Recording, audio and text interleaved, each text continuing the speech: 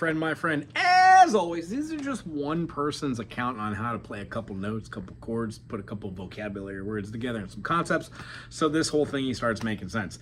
If you're watching this video and you've already watched the previous ones, then you know what I'm about to say.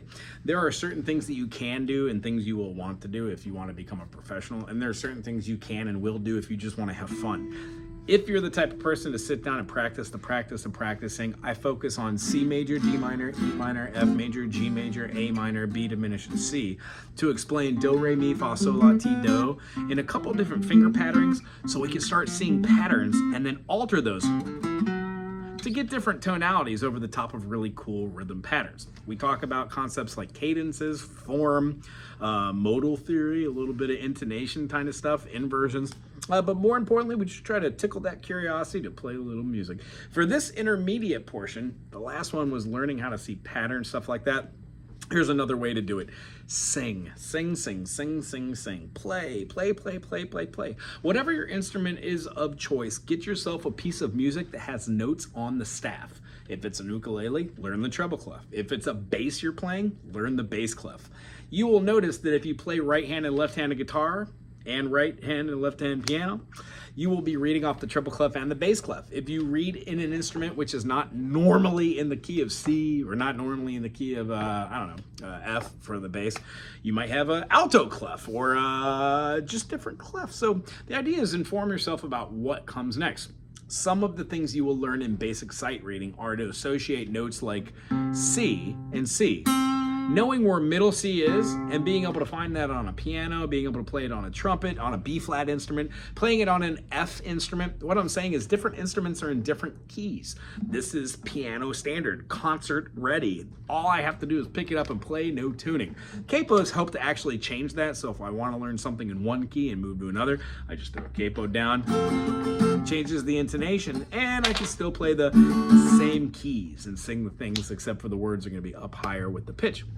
So sight reading, sight reading, sight reading. The things I would say is take the genre you're working in, get the piece of music.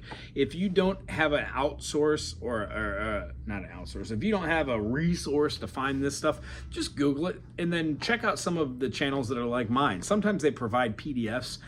I do no editing on this channel as of yet. Maybe in the future it'll change. But right now it's just one take wonders. Hopefully the information's good and it keeps you interested. However, this channel is kind of for the person who just really wants to have it for the long haul. Nothing happens overnight. All we're doing is clocking hours, making concepts, building memories, and then regurgitating those in real time. So some of the things that we were talking about how to do is to play a scale, right?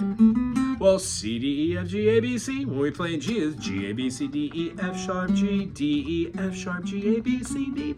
What I suggest is learning the circle fifths and then using any of the mechanism for learning through the eyes of the circle fifths. So if you're going to be playing something like do, re, mi, fa, sol, la, ti, do, let's say in this fingering, 3, 5, 7, 3, 5, 7, 4, 5. That is a 1, 2, 3, 4, 5, 6, 7, 1.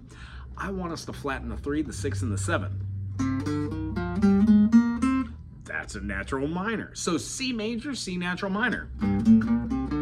G, D, A. Then be able to name all those. When we have the capacity to name all the notes in our majors and our minors, that takes us to a completely different level as far as chordal understanding and the analysis of all 15 keys. And harmonically speaking, we don't talk about G sharp major. We talk about it in A flat, but you will want to know what double sharps are, because when we talk about minors, we will have double sharps and double flats that will help us with tonality. Again, if none of this makes sense, go check out my live series, which does Wago, Ask a Wago, Theory, Q&A, 101, yada, yada.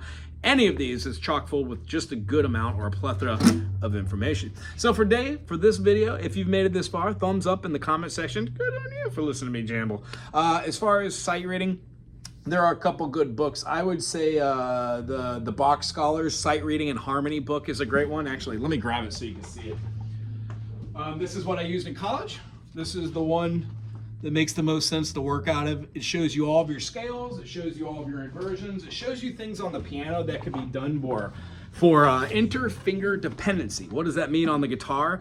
If we were gonna play a C and a C at the same time, maybe we could play a D and then a B, and then when we move up to the E, we could play the A.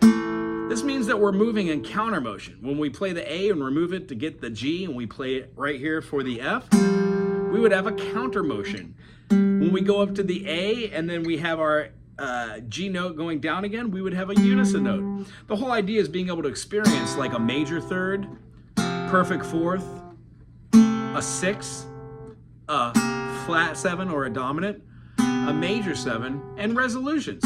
So we can start hearing all the different minor seconds, major second, minor third, major third, perfect fourth, og four, flat five, perfect fifth.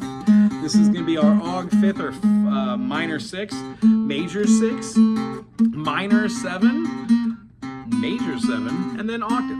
We'll talk about extension notes that happen from there using the same notes inside the key, but that all relies on you knowing how to play the majors and your minors from this point on. So, sight reading. When you get a book and you see the notes on the staff and you know where your C on your first ledger line is, your D is your space below the bottom line of the treble clef, you would have your E note being the bottom line, F is the bottom space, second line, that's the clef of the key in the G, A would be the second space above there. We go to B, B is the middle line of the treble clef. You will start to associate these notes. So when you start doing something like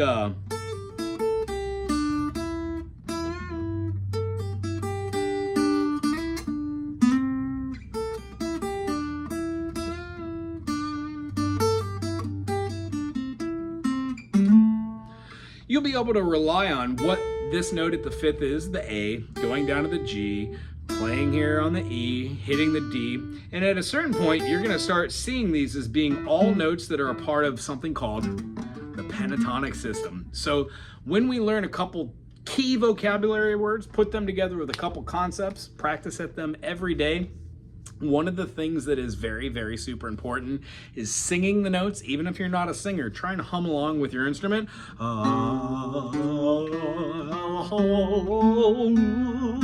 And then try to do your minors.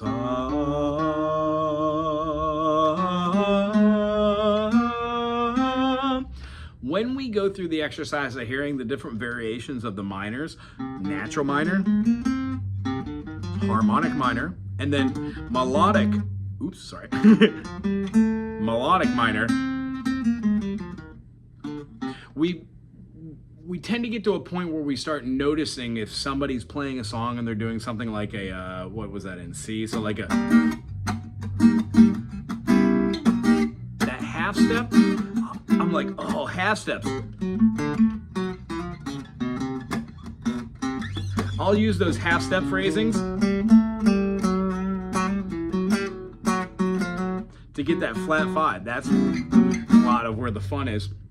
With the C minor, knowing I could play a natural minor, I might influence it with the harmonic minor. And then just school of thought, because I'm on the process of it.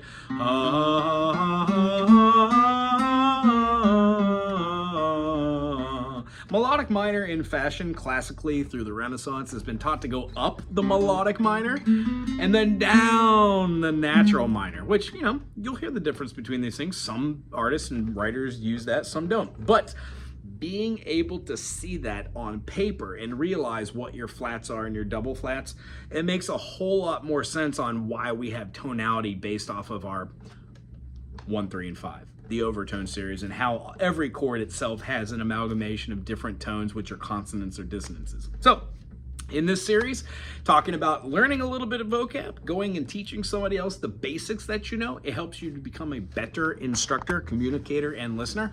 And then the concept of being able to analyze something, whether it's very simple or extremely complex. I'm not saying go out and figure out why Debussy uses a lot of sus or four chords. I am, however, saying keep it simple, like maybe Bach.